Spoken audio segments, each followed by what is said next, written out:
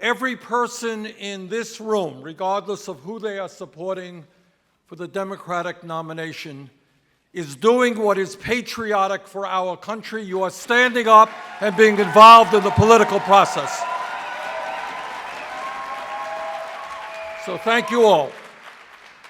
As many of you know, in the last number of months, I have had the privilege of traveling throughout our great country and meeting many, many thousands of Americans.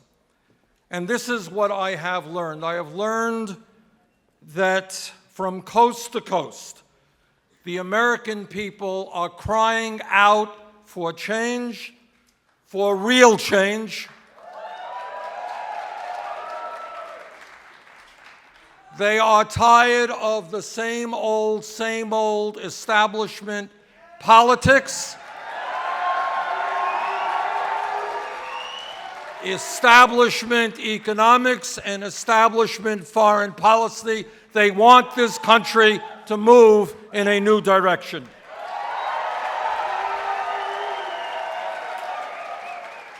When in the last election, 63% of the American people didn't vote, when 80% of young people and low-income people didn't vote, when millions of people have given up on the political process, when there is a profound disgust across the political spectrum with a campaign finance system that allows millionaires and billionaires to buy elections,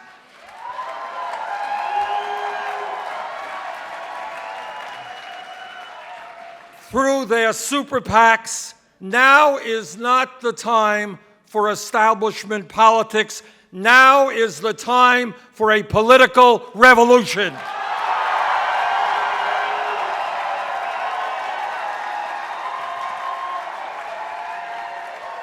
What most people in our country understand is that we are living in a rigged economy where almost all of the new income and wealth generated is going to the top 1%, where Wall Street continues to dominate our economic and political life, where corporate profits are soaring at the same time as we have more people living in poverty than at almost any time in the modern history of America. When all of that is happening, now is not the time for establishment politics. Now is the time for a political revolution.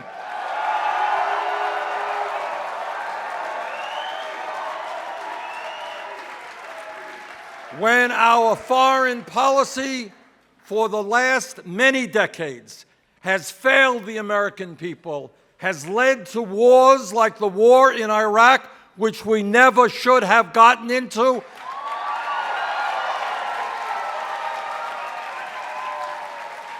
now is not the time for more establishment foreign policy.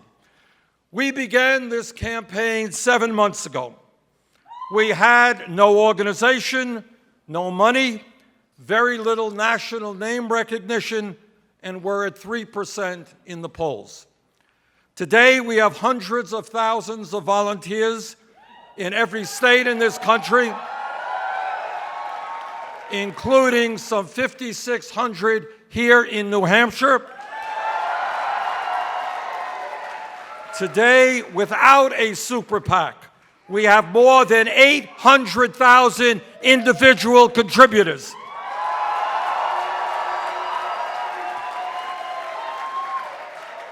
And today, with your help, we can pull off one of the great political upsets in the history of our country.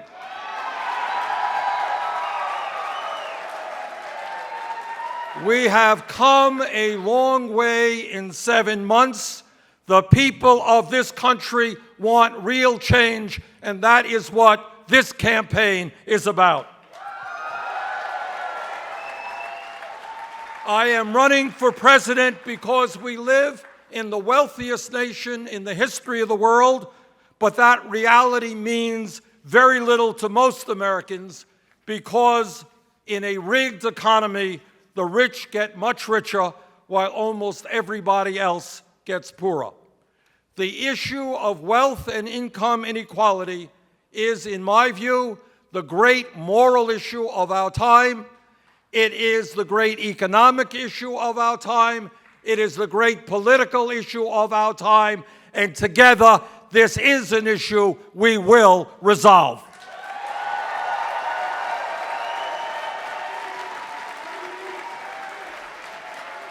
I am running for president because the great middle class of this country, once the envy of the world, has been disappearing for the last 40 years. Today, husbands and wives, single moms, and even grandparents are working longer hours for lower wages, and we have the highest rate of childhood poverty of almost any major country on earth. I am running for president because we need an economy that works for working families, not just millionaires and billionaires.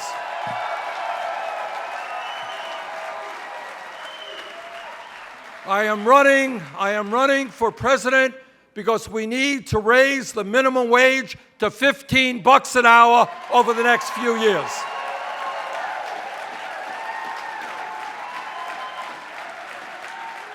We need pay equity for women workers.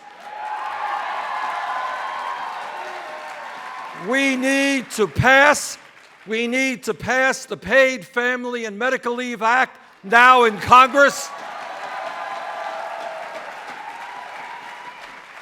Paying $1.38 a week more is a good investment for families throughout this country who will receive 12 weeks of guaranteed paid family and medical leave.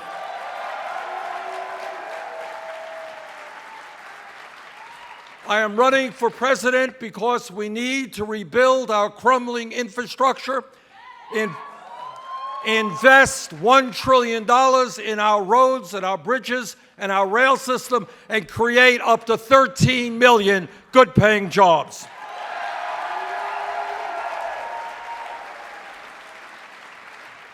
I am running for president because when youth unemployment and underemployment is at 30, 40, 50%, 51% for African American kids, we need to invest in jobs and education, not more jails and incarceration.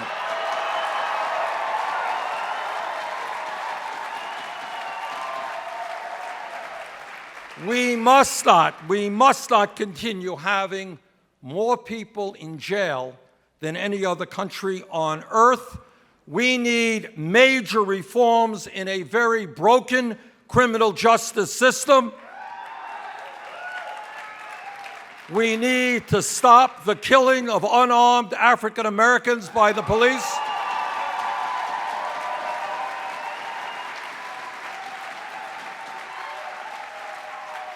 We need to rethink the so-called war on drugs and take marijuana out of the Federal Controlled Substance Act.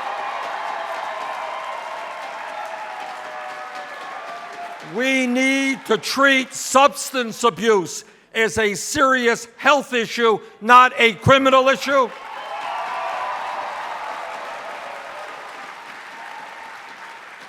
We need to understand that in New Hampshire and Vermont and across this country, we have a major crisis in opiate addiction, and we need a revolution in mental health treatment so that all people, regardless of their income, can get the help they need.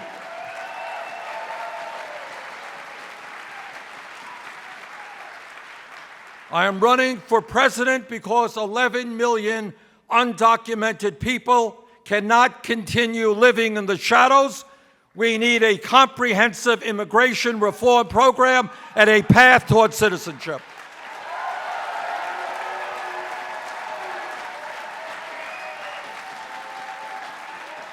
I am running for president because we must loudly and clearly tell the Republicans, no, we are not going to cut Social Security.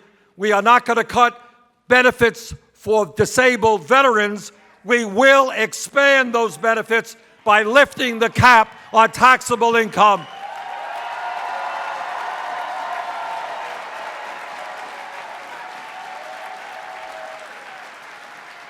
And by developing a new formulation to determine cost of living adjustments for Social Security.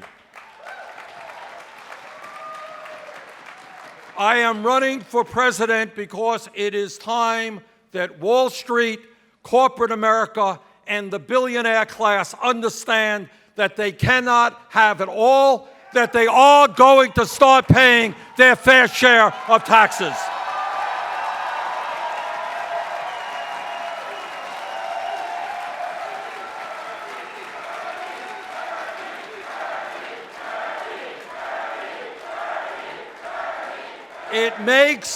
It makes no sense to me that every year we lose about $100 billion in tax revenue because large, profitable corporations stash their money in the Cayman Islands and in other tax havens.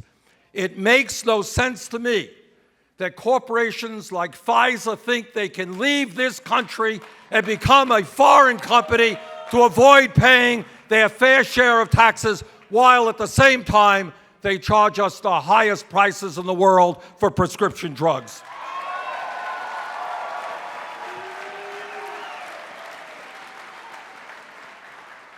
I am running for president because in a highly competitive global economy, we need to make certain that all of our young people who have the ability and the qualifications are able to get a college degree regardless of the income of their families.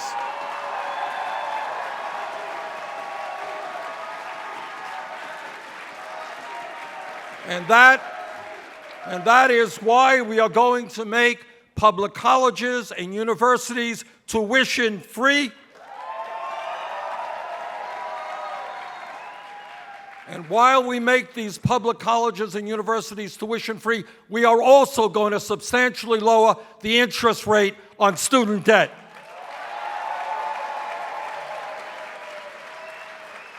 And you know how we're going to pay for it? We're going to pay for it on a tax on Wall Street speculation.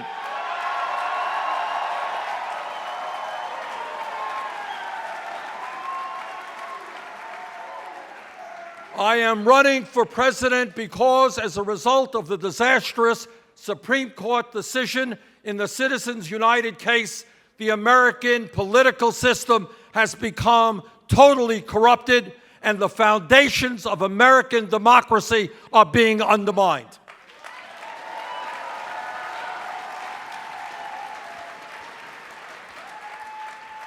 In our great country, millionaires and billionaires should not be able to buy elections. And as president, I will fight to overturn Citizens United and move toward public funding of elections.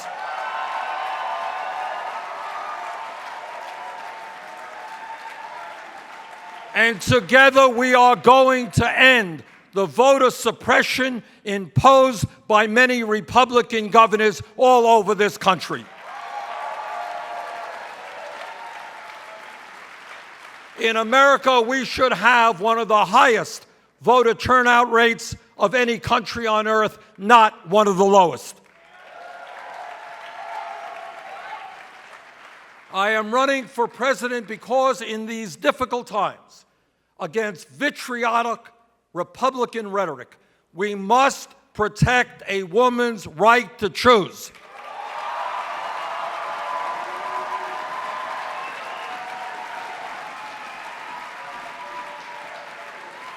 And we must defend Planned Parenthood.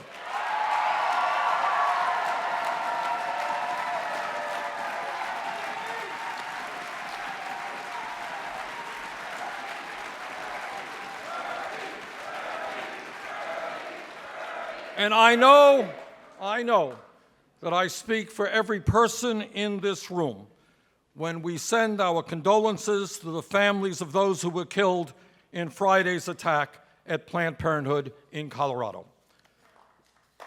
We must also fight to make certain that our gay brothers and sisters continue to have the right to marry.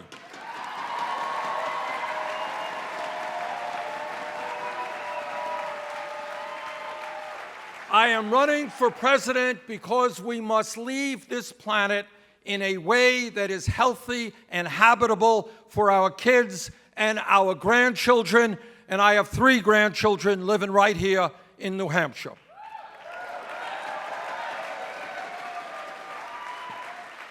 Despite what many of my Republican colleagues think, climate change is real, it is caused by human activity, and it is already causing devastating problems in our country and throughout this earth.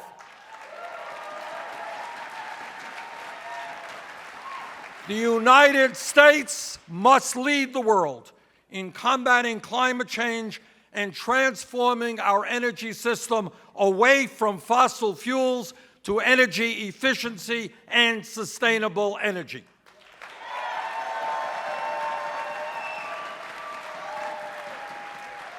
Republicans must start worrying about the planet that they will leave to their kids and their grandchildren and worry less about the campaign contributions they may lose from the Koch brothers and the fossil fuel industry.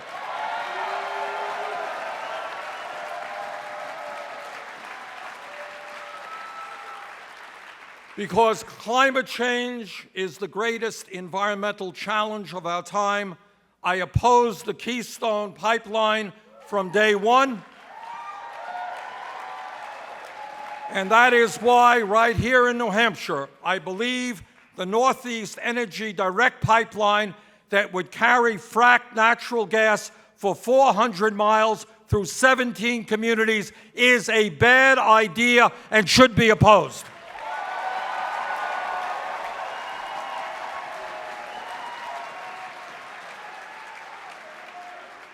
As everyone knows, we live in a difficult and dangerous world, and there are people out there who want to do us harm.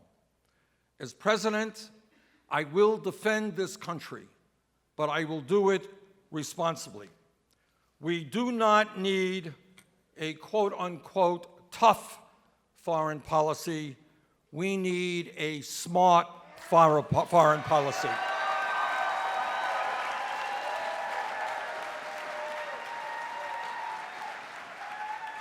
As a member of Congress, I voted against the war in Iraq in 2002.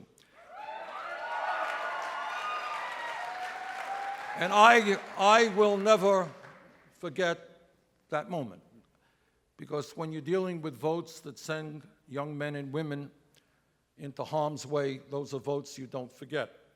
And I listened during that period very carefully to what President Bush and Vice President Cheney and the others in the Bush administration were saying. Listened very carefully. And I didn't believe a word of it.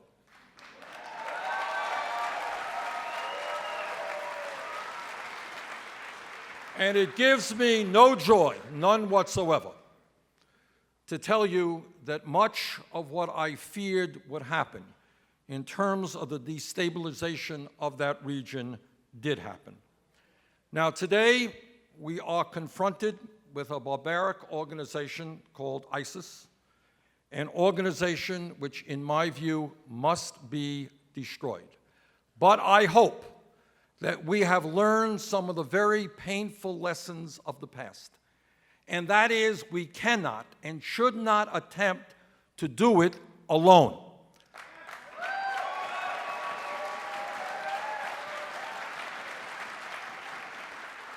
We cannot and should not be trapped in perpetual warfare in the Middle East year after year after year.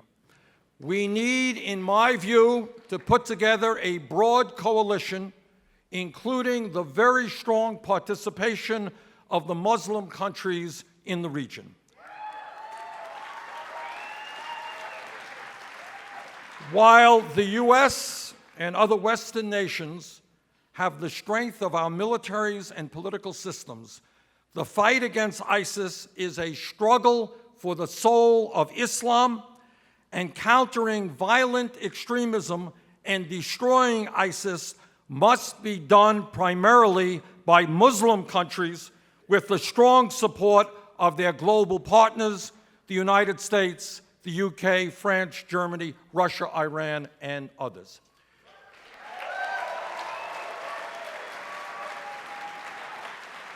Now, interestingly, these same sentiments have been echoed by many in the Gulf region.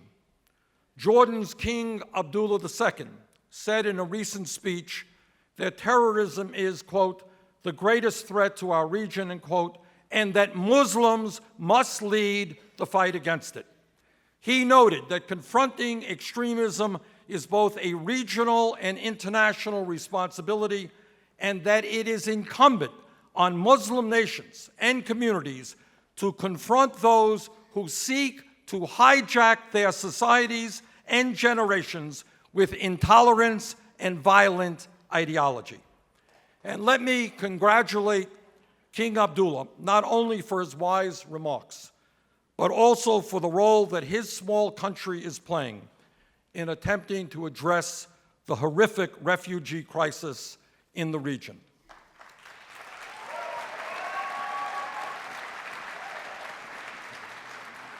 Now, what does all of this mean? Well, it means that in many cases, we must ask more from those in the region.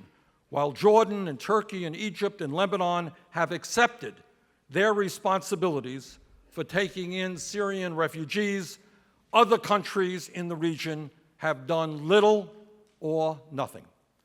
Equally important, and this is a point that must be made, it is a contentious point, and perhaps not everybody agrees with me.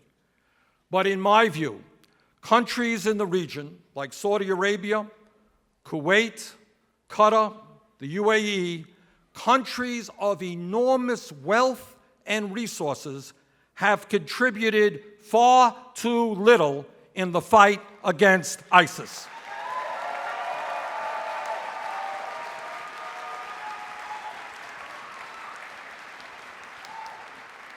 And that must change. King Abdullah is absolutely right when he says that the Muslim nations must lead the fight against ISIS, and that includes some of the most wealthy and powerful nations in the region who, up to this point, have done far too little. Saudi Arabia has the third largest defense budget in the world. Yet instead of fighting ISIS, they have focused more on a campaign to oust Iran-backed Houthi rebels in Yemen. Kuwait, a country whose ruling family was restored to power by United States troops after the first Gulf War, has been a well-known source of financing for ISIS and other violent extremists. It has been reported that Qatar will spend some $200 billion on the 2022 World Cup, including the construction of an enormous number of facilities to host that event. $200 billion to host a soccer event, yet very little to fight against ISIS.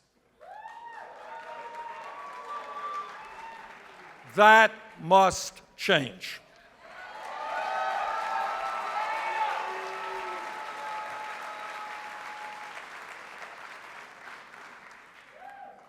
Wealthy and powerful Muslim nations in the region can no longer sit on the sidelines and expect the United States to do all of their work for them. As we develop a strongly coordinated effort, we need a commitment from these countries that the fight against ISIS takes precedence over the religious and ideological differences that hamper the kind of cooperation that we desperately need. Let me conclude my remarks by saying this. First, again, thank you to every person in this room for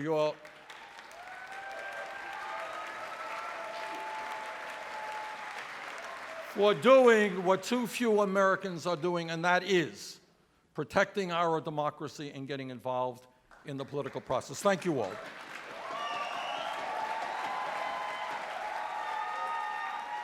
But let me also say this. Let me give you an important, a political reality that I think all of you understand. And that is Republicans win elections when voter turnout is low. That's a fact. Democrats win when voter turnout is high. Our job and what we try to do in public policy and in politics is to encourage more and more people to participate. Republicans sadly try to suppress the vote and make it harder for people to participate. Having said that, I believe if we are going to retain the White House and continue to build on the excellent work that President Obama and Vice President Biden have done,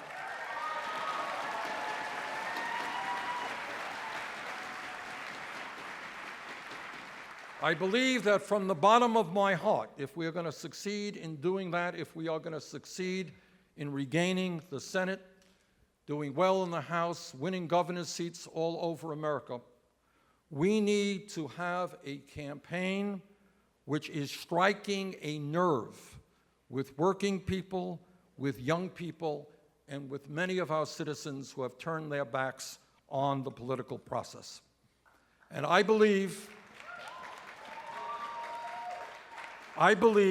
that that is the campaign that Bernie 2016 is creating.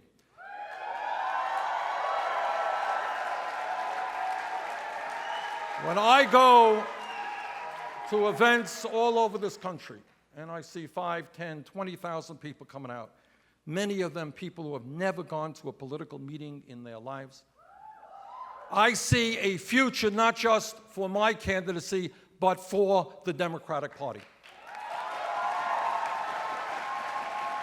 When I see hundreds of thousands of people, again, many of whom have never been to a political meeting in their lives, sign up and want to get involved in the Bernie 2016 campaign, I see hope for the future of this country.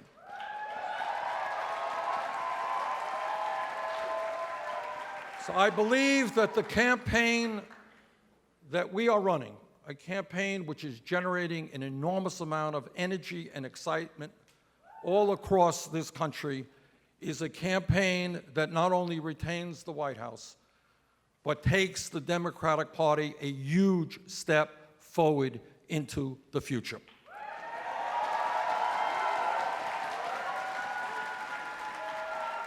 We are running a campaign which calls for real change in America. We are running a campaign which calls for a political revolution. And tonight, I ask all of you to join in that revolution. Thank you.